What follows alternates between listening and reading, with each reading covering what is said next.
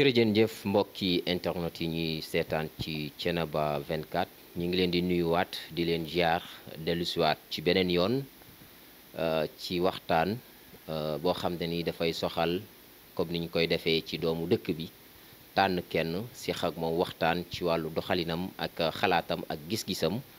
ci lépp loo xam ne ni mi ngi cay yëngu tey jii nag ñu dellusiwaat ginnaaw bi ñu nuyoo kilifa yi. rawatina kilifa dëkk bi di Baye Assane Seck xalif général bu Thiénaba ginnaaw bu ñu ko nuyu imaamu ratib Serigne Cheikhou Amadou Seck nuyu chef de village Serigne Alassane Niane Seck ginnaaw loolu mbokk yi tey jii dañoo am mbégte ak bànneex dalal ki nga xam te ni moom moo di Mouhamed Diagne Bachir mi nga xam te ni moom mooy coordinateur bokk gis-gis fii ci Thiénaba xam naa dinañ ko jox kàddu gi mu nuyoo dinañu wax tamit mooy kan. xam ngeen ne mi ngi woon ci langue politique bi rawatina ci élection législative yi nga xam moom la ñu génn bërki démb ginnaaw loolu dinañu def ab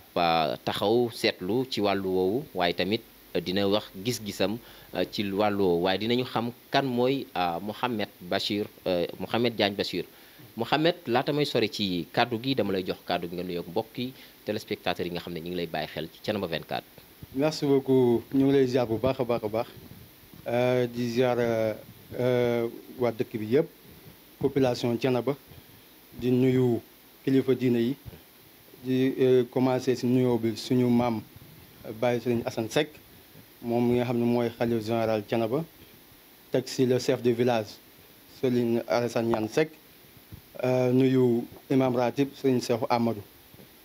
nuyu aussi imam yi yeeg suñu nijaay yi nga xam ne ñoom ñëpp ak suñu njaayu bopp bi nga xam ne mooy nijaay Souley Seck borom xaas nuyu suñu nijaay Serigne As Seck suñu nijaay Serigne Modou Seck Rokhaya nuyu kilifa yi nekk si biir dëkk bi yëpp nuyu aussi chef de village yi nekk si Thiénaba bi yëpp nuyu notable yi nuyu aussi les autorités administratives nuyu aussi yéen ñi nga xam ne yéen ñu invité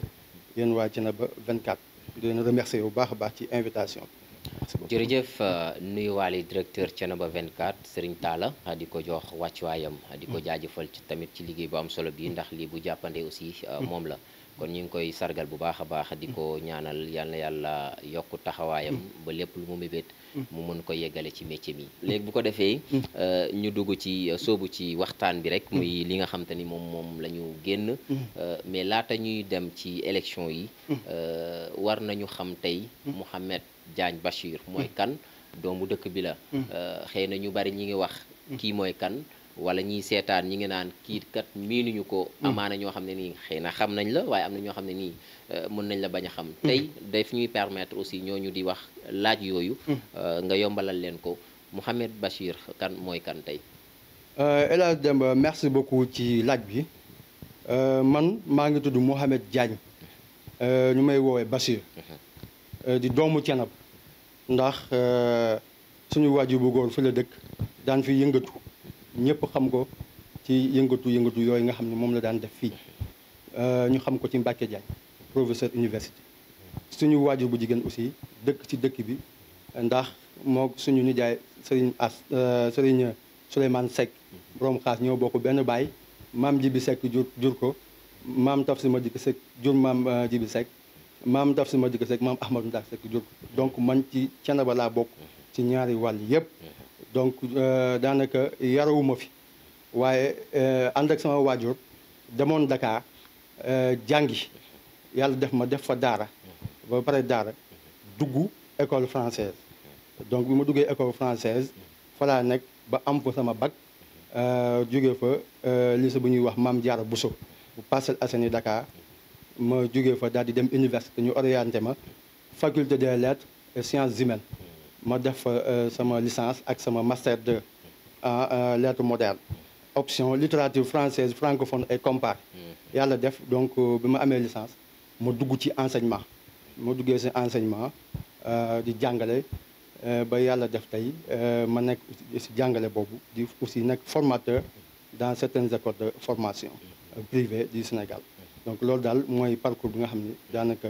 def nañ ko waaw. jërëjëf Mouhamed ci leeral yu am solo yooyu dina yombal kii doon laaj bi kan mooy Mouhamed fan la dëkk fan la juddoo kon tey loolu leer na ci moom. effectivement yaakaar naa ne loolu aussi def ci am solo bu baax a baax. ci sa wàllu jaar-jaar boobu nga wax. waaye tamit fi nga bàyyeekoo soxe ko fi nga xam moo di dëkk bii di Thiénaba. ni nga ko waxee dem ca Ndakaaru ngir sàkku ji xam-xam ginnaaw loolu nga nekk di yëngu. ba tey ci wàllu xam-xam boobule dafay am solo. ginnaaw loolu nga dellu siwaat Thiénaba dugg ci langue politique bi. lan moo tax nga soobu ci langue gi ndax sa waajur wala yow yaa gis ne war ngaa mën a soobu ci langue gi lu tax nga dugg ci. waaw langue politique Thiénaba lu tax ma dugg si du sax sama waajur waaye bi ma nekkee Dakar bi ma amee bac fekk boobu président Macky Sall moo ngi taxawal APR. vers 2011 2012 ma dugg ci APR. boobu maa ngi nekk Parcelles di militer. boobu maa ngi jàng lan mooy politique ndax jàngeewu ma fii aussi Thiénaba politique. maa ngi ko jàngee Dakar ndax boobu maa ngi dugg APR maa ngi fàttaliku di liggéey Parcelles doon ànd ak ñu mel ni ay ministre d'État Mbaye Ndiaye ay ñoom ministre Amadou Ba di liggéey Parcelles foofu ci APR bokkoon naa ci nga xam ne ñoo jeunes yi nga xam ne ñoo jiite APR ndax maa ngi bokkoon COJER convergence des jeunes républicains ensuite moo bokk aussi ci mouvement des élèves étudiants républicains daanaka ay kilifa yu bëri ñoo ngi biir APR xam nañ kan mooy Mouhamed Diagne Bassirou ndax def nañ fa ay taxawaay yu am solo maa ngi fàttaliku bi ñuy tëgg acte 3 de la décentralisation bokk naa ci ñi nga xam ne def nañ ci exposé bu yaatoo yaatu donc à Dakar au niveau de la COJER donc ma dawal ba dem ba 2016 ma demee ba 2016 gis ni li ma yaakaaroon ci biir APR mooy muy comment dirais-je un parti de liberté un parti qui lutte pour les causes des populations ma gis ni loolu gisatuma ko ci biir parti bi ma génn dem opposition taxaw créer sama mouvement bopp boobu bi ma créer mouvement ànd ak samay gaay taxaw ci opposition bi yàlla def ñu dawal ba rencontré si ay kilifa yu bari parce que boobu mouvement bi maa ngi ko tuddee woon Aar Sénégal Alliance pour l'action et la réforme du Sénégal mouvement bi sax Agir la njëkkoon tudd mais bi ñu dawalee tudd gis ni am na benn kilifa ci politique bi bu tuddee mouvement am Agir man ni sama gars yi noonu nañ ko bàyyi ñu choisir beneen nom si ñu ko tuddee Agir Aar Sénégal Alliance pour l'action et la réforme du Sénégal mun naa la woon logo yeeg yëpp on l'a créé en 2016 yàlla def ñu rencontré ci ay kilifa yu bari bi ma demee nag ba gis ni man Dakar du sama cosaan Thiénaba la te nit ku nekk dellu sa cosaan moo gën looy def nga def ko commencé foofu soo ko jug ci kaw ma ni kon naa delluwaat Thiénaba si loolu yàlla may ma chance ma rencontré le président Pape Diop en 2018 donc ñu waxtaan bu yaatu ma ni ko man Thiénaba laa dëkk kon damay dem Thiénaba jàppale la donc si laa ñëwaat Thiénaba taxaw fi en 2018 parce que boobu président Pape Diop dafa bëggoon dem présidentielle mais yàlla def mujjut a jàll si parrainage yi boo fàttali ko sax am na samay ñooñ yoo xam ñu ngi ànd fii Thiénaba di liggéey en 2019 les élections 2019 bokkoon naa si ñi nga xam ñoo doon jàppale Idy 2019 ici à Thiénaba donc sama ñëw Thiénaba loolu la mais passion la ngir bokk ci langue politique Thiénaba am na du pierre à l'édifice fexe ba Thiénaba ñu bokk si nga xam ni moo koy développé te dañoo gëm ni am nañ compétence yi nga xam ni ak taxawaay boo xam ne ak connaissance yoo xam ni suñu yàlla mayee ñu jàpp mën nañoo bokk ci li nga xam ne mooy développé Thiénaba loolu daal moo tax ñu ñëw bokk ci langue politique bi Thiénaba. wax nga ko de yaa ngi dooree. wala yaa ngi bu doon tel xale la ñu ne yaa ngi raamee. ci parti APR. ndax da ngaa gis ne. bi nga fa nekkee. li nga doon yaakaar wala li nga doon gis. ngir fekk ko fa da nga ko faa fekkul. bi nga ko làmbee moo tax nga delluwaat ginnaaw taxawal sa yëfi bopp ngir ñëwaat tamit Thiénaba. waaw c'est-à-dire que bi ñu nekkee APR ñun di politique man dama yàgg gëm sama bopp. parce que mosuma fàttaliku foo xam ne topp naa benn ministre wala benn DG pour mu defal ma dara parce que man loolu mosuma koo bëgg ci politique. laaj leen ma sama CV ba tàyyi ci APR pour ma dugal ko ñu jël comme ni ñu doon jëlee yenn jeunes yi di leen yóbbu aéroport wala di leen yóbbu port wala ci yenn sociétés yi pour ñu liggéey mais man dama bañoon ndax dama gëmoon ni. lu tax parce que gëwuma woon ni loolu mooy politique. ñu jël casé la ci benn poste boo xam ni c'est un poste boo xam ne c'est éphémère. parce que ay poste la yoo xam ni compétence mayu la ko. ensuite niveau mayu la ko. ku fa nekk DG bu fa jugee dañ lay déplacer yóbbu la feneen wala ñu dindi sa contrat. man dama gëmoon loolu du sama yoon. sama yoon mooy ma jàng ba am samay diplôme maîtrise mooy master 2 li ñuy wax léegi loolu su ma ko amee dinaa am taxawaay boo xam ne dina ma may ma admis concours wala ma am poste de responsabilité boo xam ne dina ma may ma mën a gérer li ma bëgg a gérer moo tax bi ma nekkee APR aussi musuma topp kenn pour mu jël ma dama jàppoon ni ma dama war a jàng politique donc damay bugg dugg APR pour xam lan mooy état la gestion de l' état yàlla may ma nag ma xam ci lu bari waaye bi ma demee ba ci biir gis ni donc avec la traque des biens mal acquis ñuy jàpp nit ñi di tëj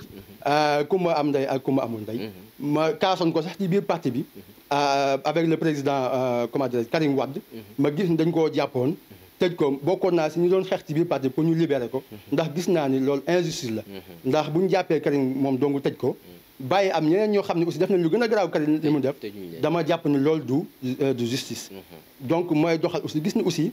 les vieux qui étaient déjà retraités ñoom leen jëlaat casiwaat leen si yenn institutions yi ma ne nag lii nag jéema lu ko kanam naa bàyyi nag dem defaat leneen parce que li ma gis les jeunes sont laissés en rade bàyyi nañ leen ñuy taxawaalu kan leen woo bu ñu soxlawee militant pour faire des marches ou bien pour faire des meetings rek la ñuy woo jeunes yi man ne man nag loolu man gisuma sama bopp parce que man dama ne gëm jeune boo xam ne dama yàgg gëm sama bopp ndax du ma dem si ay ñu may utiliser pour des marches seulement ou bien pour des meetings looloo tax ma daal di génnaat APR taxawaat ndax li ma fa doon séntu gisuma ko fa ginnaaw loolu nga li nga fa doon séntu gisuloo ko nga génn taxawal sa mouvement bopp tey taxawaayu mouvement boobu naka nga ñu ko mën a expliquer waaw mouvement Aar Sénégal Alliance pour l'action et la réforme du Sénégal mun nañoo wax ni taxawaayam yàggul noonu parce que dañ ko créé en 2016 boobu boo xoolee amaguma woon doole ndax samay responsabilité bëreegul woon noonu j'étais étudiant presque yàlla def aussi ñuy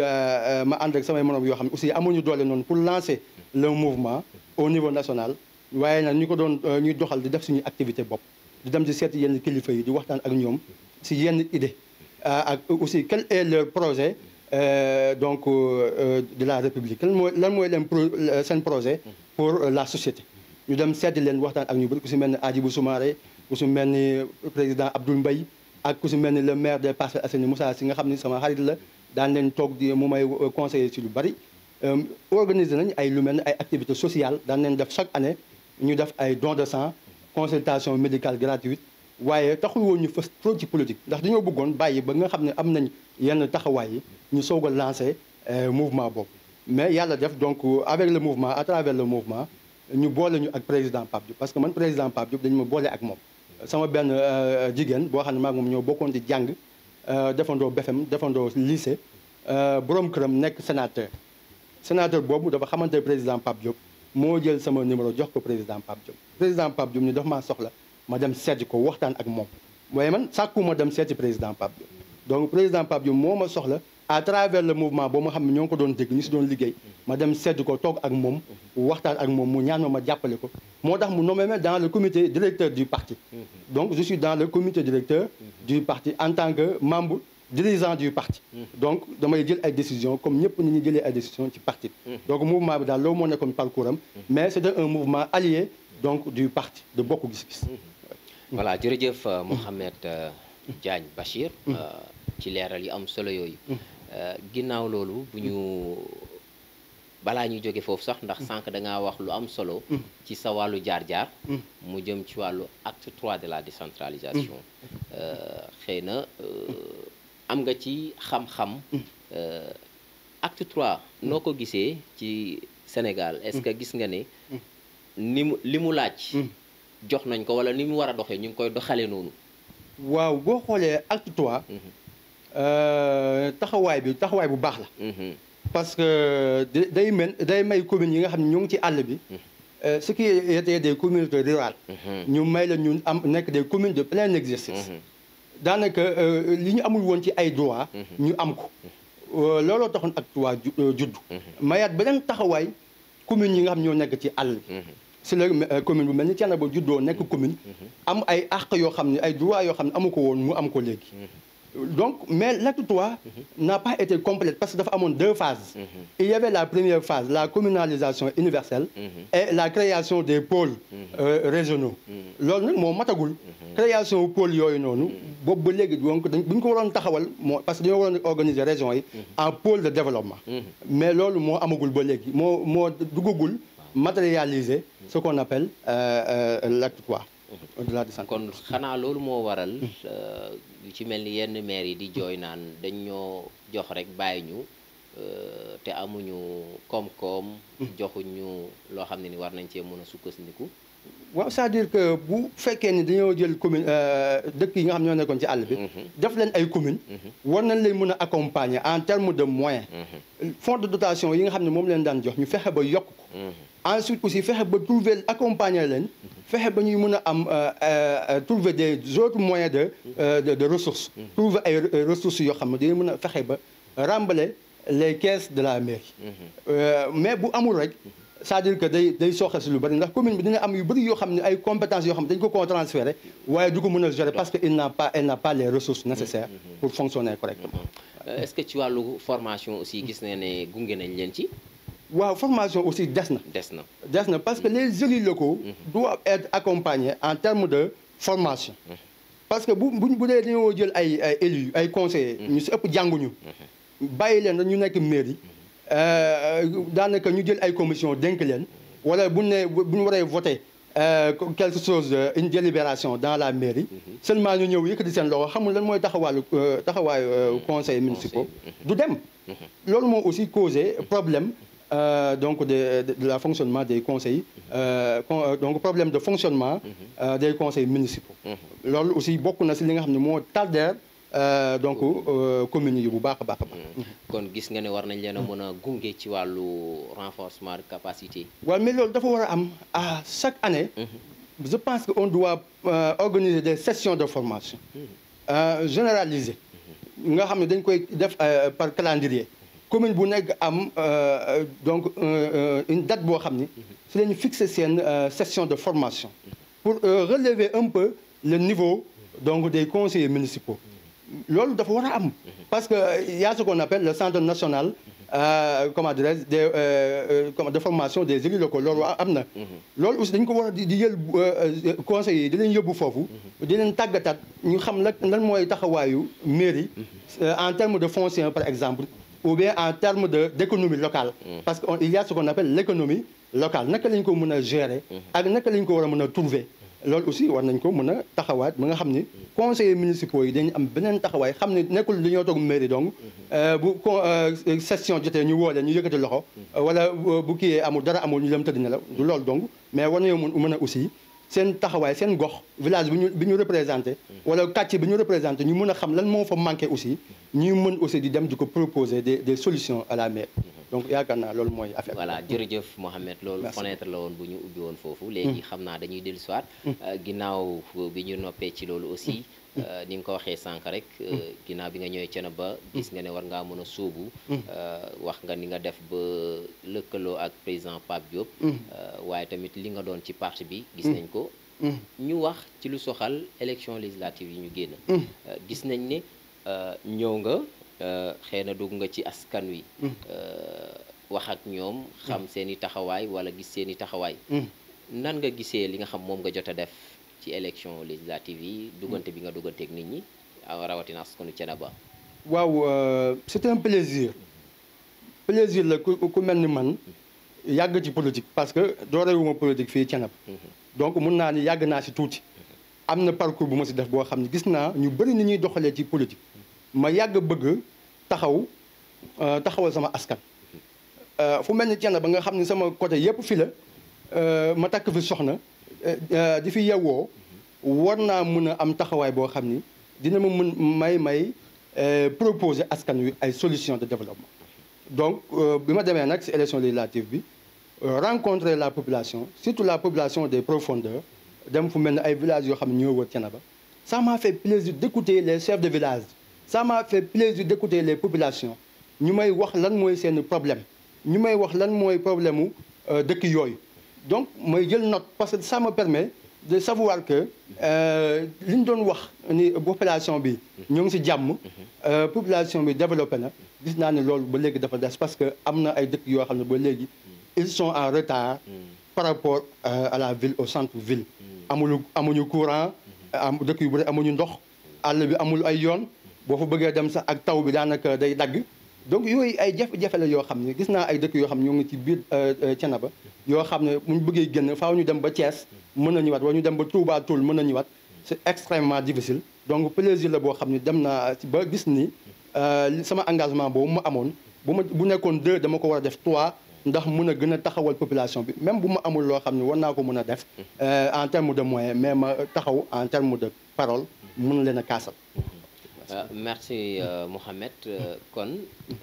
gis nga jafe-jafe yu bari wala dégg nga jafe-jafe yu bari mu mel ni da nga wax ñett yoo xam ne xëy na moo gën a fës ci yooyu la jafe-jafe muy wàllu ndox wàllu yoon wàllu courant kon jàpp naa ne gis nga loo xam ne ni wala xam nga loo xam ne ni jàppoon nga ne amatul Thiénaba kon yaakaar naa génn boobu aussi nekk na lu baax ngir yow nga xam dëkk bi naka la doxee beneen bi ci des mooy ginnaaw bi nga sànq saafonte ak askan wi duggante ak ñoom xam jafe-jafe yi dagaan seeni baat élection yi ñëw na jàll nan nga gisee taxawaay bi nga xam ne ni yow am nga ko mu nekk yoon bu njëkk nga sóobu ci langue politique bi fii nga xam moo di élection législative fii ci Thiénaba rawatina nga nekk ci liste nationale proportionnelle. oui xam nga déjà cër la boo xam ni parti bi jox nañ ma ko. muy ma nekk membre du comité directeur du parti. ensuite ma nekk dans le comité électoral du département. ma nekk le secrétaire administratif c'est-à-dire maa topp ci ki nga xam ne moo jiite parti bi au niveau du département. donc dans le comité électoral. donc le comité électoral départemental il y a ce qu'on appelle le coordonnateur. après coordonnateur bi il y a le coordonnateur adjoint man maay le secrétaire administratif donc lépp lu jëmoon ci administration man maa ko doon bind ensuite ñu ñëw ba arrondissement Thiénaba may nekk le plénipotentiaire de l'arrondissement donc te arrondissement ba ni mu yaatoo ñu jox ma cër boobu donc parti bi jox na ma cër ñu ñëwaat ba élection législative ñu dugal ma dans le comment dire sur la liste nationale proportionnelle loolu beneen cër la boo xam ni en tant que doomu Thiénaba dama jàppoon ni vraiment war naa mën a wàcc à la base ba nit ñi xam ne seen doom bokk gis-gis jox nañ ko cër boo xam ne du cër bu ndaw ndax buñ la joxee cër yooyu si parti bi après élection ñëwaat ñu dugal la ci liste nationale même loo sori dafa nekk loo xam ne ñu bëri bëggoon nañ ko am ci langue politique bi fii mais amuñu ko moo tax ma ne naa wàcc à la base fexe ba nit ñi xam ni bokk gis-gis am na fi ndaw mais am na aussi koo xam ne doom boo xam ne mu ngi yeewoo Thiénaba bokk gis-gis jox na ko cër donc looloo taxoon ñuy wàcc à la base mais aussi pour faire connaître notre engagement pour nit ñi xam lan mooy taxawaayu Mohamed Diagne parce que yàgg na ñëw dégg Mohamed Diagne mais xamuñ mooy kan il fallait que donc ñu wàcc ci terrain bi nit ñi xam ñu xamanteeg nit ñi tamit waaye aussi ñu xamalee nit ñi aussi lan mooy bokk gis-gis ak kan mooy président Pape Diop. li nga wax sànq kan lan mooy langue politique boobu kan mooy président Pape Diop yaakaar naa ne li nga ci mën a def nga ko waaye des na ay jéego yu bari effectivement tey mu nekk loo xam ne nii dafa am solo élection yi nga xam moom la ñu génn maa ngi ko doon wax mooy ñi nga xam ne ni dañoo war a teewali askan wi ca pencum ndaw réew ma kon loolu nekkul ay caaxaan effectivement loolu aussi nekk na loo xam ne nii nit ñi war nañ ko gën di bàyyi xel saa bu ñëwee ndaxte yenn jafe-jafe yi nga doon tudd yëpp foofu lañ ko mën a joytoo dëgg la tey nga bokkoon ci ñi nga xam te ni xëy na war nañoo mën a teewali askan wi foofu wala nga nekk koo xam ne ni tey bëgg nga teewali askan wi ci assemblée nationale lan ngay wax ci loolu waaw c'est-à-dire bu fekkee ni dëkk bu mel ni Thiénaba amul beneen parti boo xam ne wala beneen coalition boo xam ne tabb nañ koo xam ne mu ngi yeewoo Thiénaba wala lu mel ni Thiénaba parce que toutes les communes se valent waaye commune bu amul doom boo xam ne mën na teew assemblée wala tabbuñu benn doom boo xam ne war na mën a dem assemblée pour taxawal commune bi day nekk jafe-jafe boo xam ni lu yéex a faju la ndax duñu am koo xam ne mooy taxaw assemblée di kaasal population ndax bala ngaa mën a kaasal population faaw nga xam population boobu lu ñuy dund te ki dëkk ci dëkk bi dafa yeewoo xam lan mooy dëkk bi xam dëkk bi nu mu bindoo moo mën a taxawu assemblée mën a kaasal dëkk bi waaye koo xam dëkku fi yeewoowu fi du xam vraiment lan la population bi dund ba mën a taxaw assemblée di ko kaas parce que assemblée li mu mën député li mu mën taxaw assemblée mooy bu ministre bi yor wàllu ndox bu ñëwee bu ñuy voté par exemple le budget de l'eau mu mun a kaas ni sama dëkk sangam am na ay dëkk yu fa nekk yoo xam ne dafa am problème mu ndox bëgg naa kat ñu boole ko ci budget bi bu ko defee le gouvernement va entendre cela boole ko ci programme am waaye bu fekkee ne amul kenn ku mën a taxaw foofu jooyatul Thiénaba ak li ko wër mu jooyatul ko problème bi dina nekk loo xam ne jafe la moo tax population bi dañoo war a xam ni Thiénaba li ñu war a xeex nekkul seulement mairie waaye nekkul seulement des coalitions de partis politiques mais dañoo war a xeexal seen bopp ba pare ni ñuy xeexalee seen bopp mooy ñu fexe élection bu amatee mu am koo xam ni mu même bu nekkul man mii du Mouhamed Diagne waaye mu nekk keneen koo xam ne am na cër bi am na taxawaay bi am na fulla gi ñu fexe ba mu dugg ci liste yi mun a taxawal dëkk bi à l'Assemblée nationale mun a taxawal dëkk bi même feneen foo xam ne du Assemblée nationale waaye baatam dinañ ko dégg ba nga xam ni jafe-jafe dëkk bi dina wàññee donc loolu daal laa gis ni waa Thiénaba war nañoo mën a taxawaat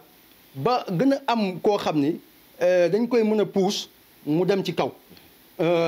Assemblée nationale wala lu mel noonu pourquoi pas même dans le gouvernement ñu am koo xam ni dafa mën a nekk foofu représenter donc la commune de Thiénaba du représenter seulement la commune de Thiénaba il est un ministre par exemple du gouvernement de la République waaye aussi dina bàyyi xel dëkkam jafe-jafe yi fi nekk mu mun di ko joyetul donc le président di ko joyetu aussi le gouvernement bañ mun si andi ay saafara comme li gars yi di faral di wax nee nañu ñi nga xam ne nii ay politiciens lañ bu élection jotee rek nga leen di gis ñuy ñëw ci askan wi duggante ak ñoom mais bu jàllee kenn dootu leen gis est-ce que Mouhamed noonu lay doxee wala dina bàyyi xel aussi même bu fekkee ne élection amul wala leneen amul muy saafonte ak askanam waaw saafonte ak askan dafa war a nekk loo xam ne day wéy parce que waruñoo seulement di xaar ba élection jot ñuy ñëw man li ma mayoon li ma xawoon a xañ tuuti ma jege population mooy miinu ma woon nit ñi aussi miinuñ ma woon te xam nga day xaw a am tuuti écart entre les populations et ki nga xam ne mu ngi bëgg a ñëw dagaan seen baat looloo tax aussi day xaw a am benn jafe-jafe nga ñëw rek dugg ci nit ñi waaye déjà bu ma nit ñi xamee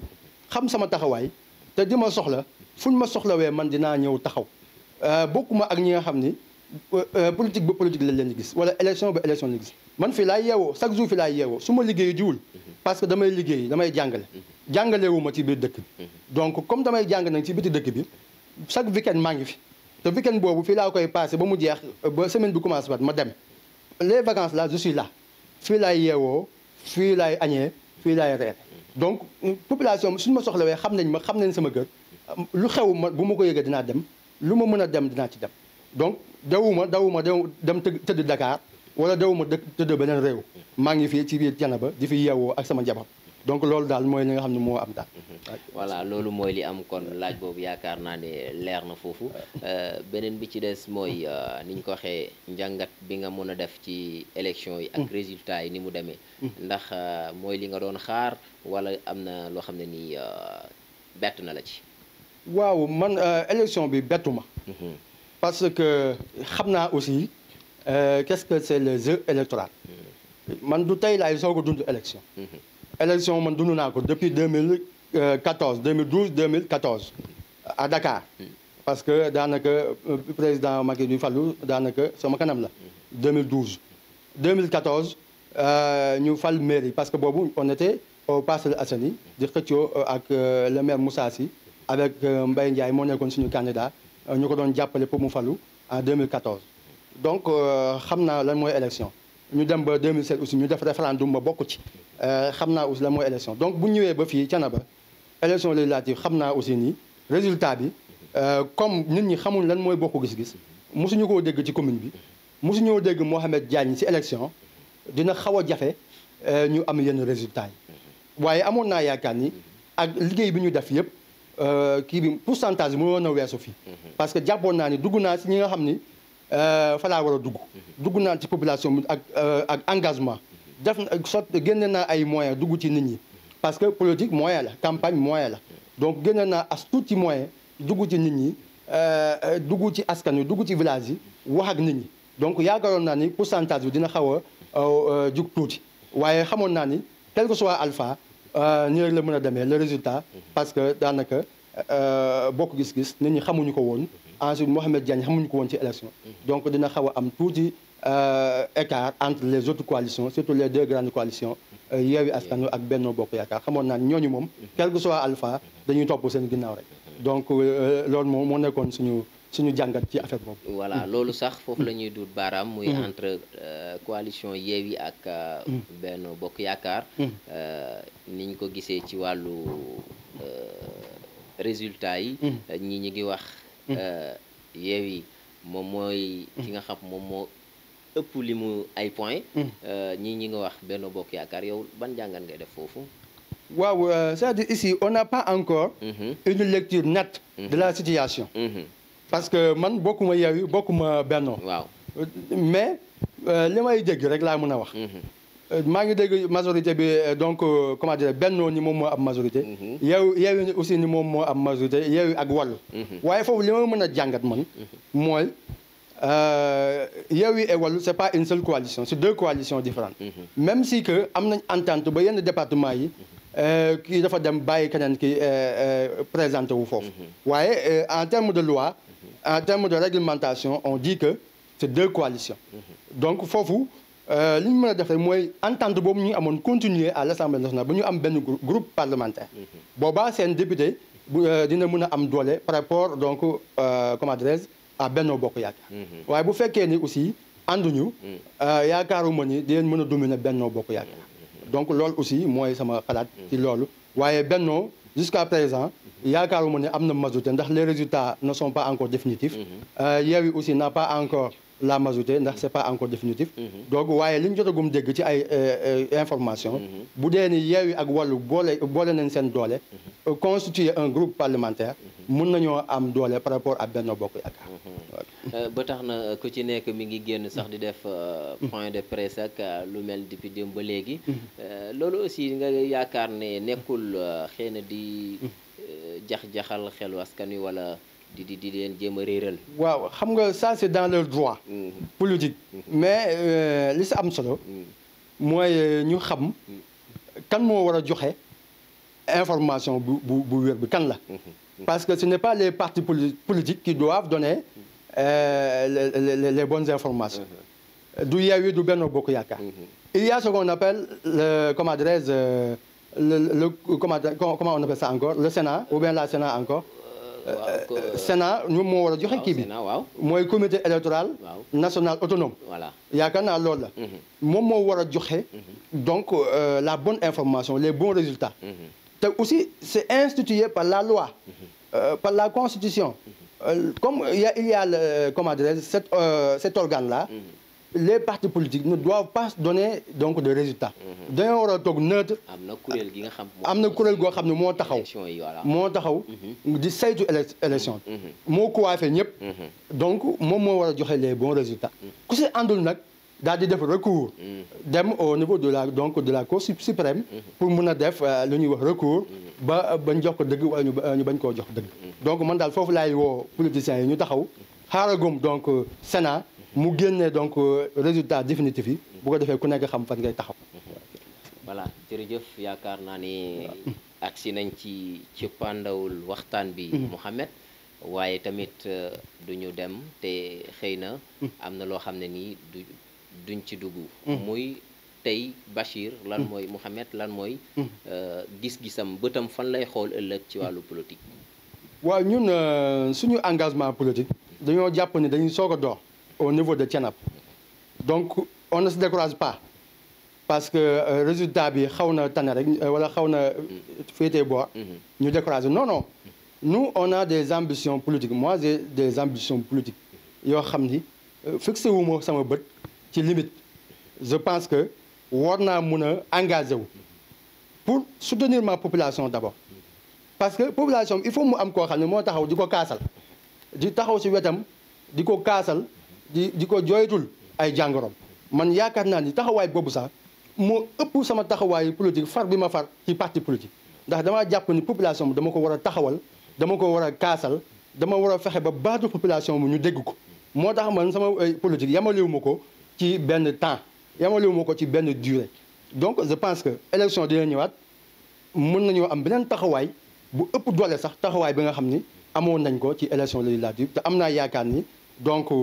élection législative li ñu bëggoon mooy fësal suñu bopp fësal suñu parti ba ñëpp xam ñu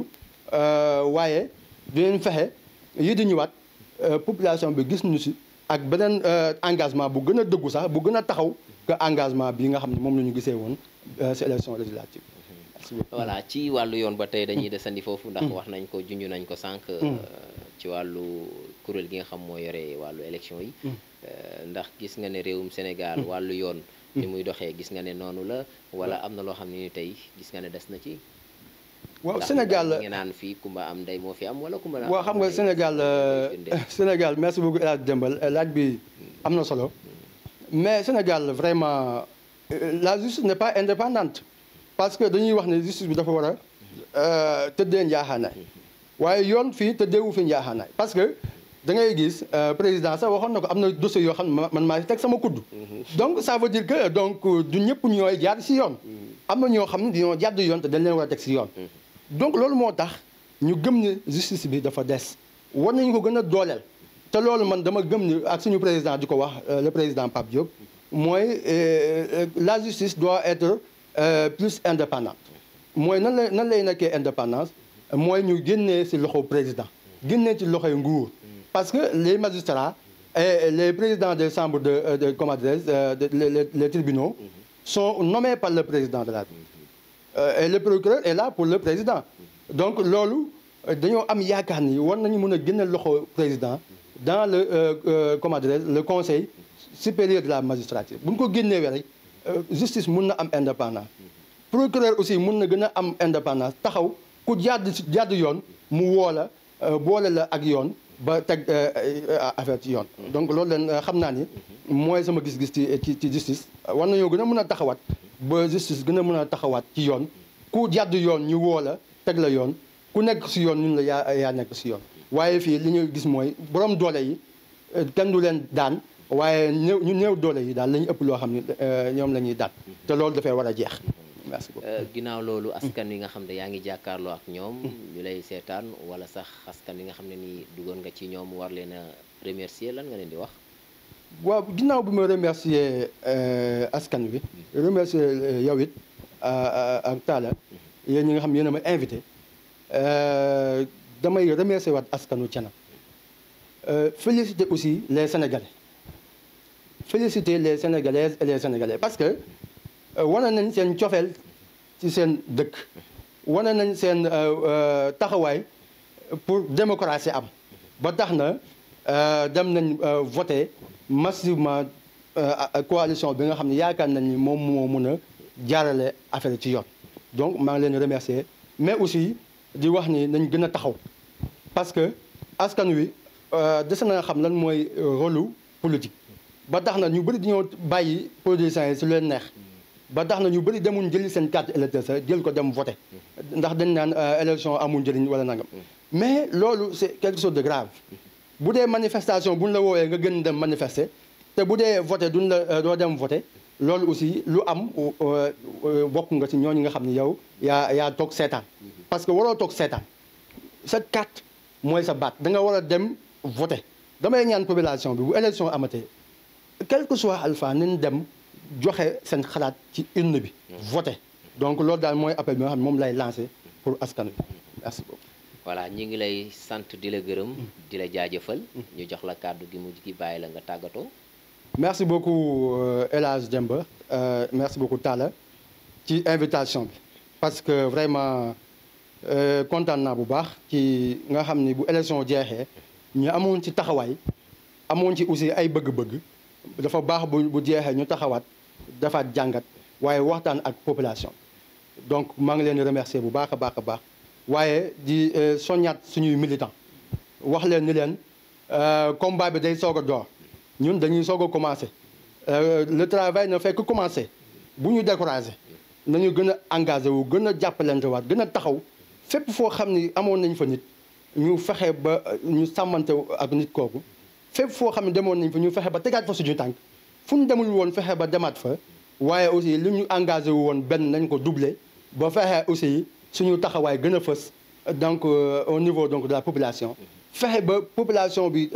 changé suqaliku fexe ba Thiénaba suqaliku fexe ba li wër Thiénaba suqaliku engagement boobu ba tey mu ngi fi ambition boobu ba tey mu ngi fi te am nañu yaakaar ne suñu askan wi jàppale militants yi aussi gën a taxaw ñu war a taxaw bañ a découragé dañu fi mën a jëlee li nga xam ne moom la ñuy xeex taxaw mën a apporter suñu pierre à l'édifice dugal suñu loxo ngir Thiénaba changé Thiénaba avancé waaye aussi Sénégal avancé foofu daal lay woo militantes yi et les militants donc de Bokk Gis Gis waaye aussi di woo askan wi ñu gën a taxaw saytu lan mooy seen dëkk ni ñu ko yoree gën cee bàyyi xel gën a taxaw gën a jàppale ñi nga xam ne mooy doomu dëkk bi merci beaucoup. voilà jërëjëf Mouhamed Diagne Bachir ñu ngi lay jaajëfal di la sant di la gërëm.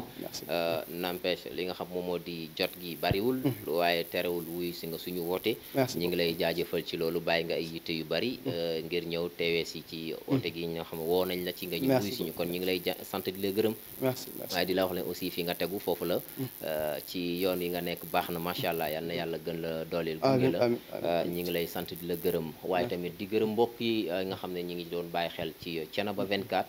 ci dalal bi nga xam moom la ñu dalaloon nga xam moo di Mouhamed Diagne Bachir coordonnateur Bokk Gis Gis Thiénaba waaye tamit di jaajëfal Talla Diagne mi nga xam moom moo fare woon ci wàllu technique bi waaye mooy directeur Thiénaba 24 ñu ngi koy nuyu di ko jaajëfal di ko ziar bu baax a baax mbokk yi jërëjëf ci ànd bi El Hadj Demba moo ci doon ànd ak yéen jaageen jëf ba beneen yoon